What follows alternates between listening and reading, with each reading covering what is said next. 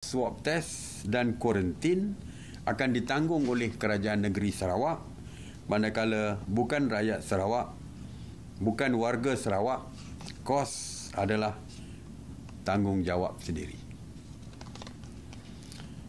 Manakala bagi pergerakan keluar dari Sarawak ke Semenanjung, tidak perlu menjalani swab test dalam tempoh 3 hari sebelum berlepas.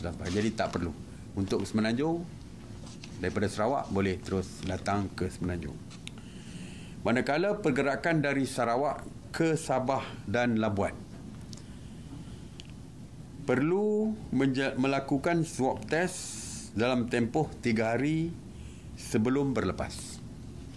Hanya individu yang berkesan negatif dan tidak bergejala saja dibenarkan ke Sabah dan Labuan, dan mereka juga tidak perlu dikuarantin. Ya. Di atas kehendak Kerajaan Sarawak, larangan rentas daerah masih dikekalkan, walaupun Sarawak kini berada di dalam status PKPB. Untuk ke Labuan, semua individu yang akan memasuki Labuan yang telah mendapat kebenaran PDRM perlu menjalani swab test dalam tempoh 3 hari sebelum berlepas. Hanya individu yang berkeputusan negatif dan tidak bergejala sahaja dibenarkan masuk dan tidak perlu menjalani kuarantin di Labuan. Bagi pergerakan keluar dari Labuan ke Semenanjung, tidak perlu melakukan swab test dalam tempoh 3 hari sebelum perjalanan.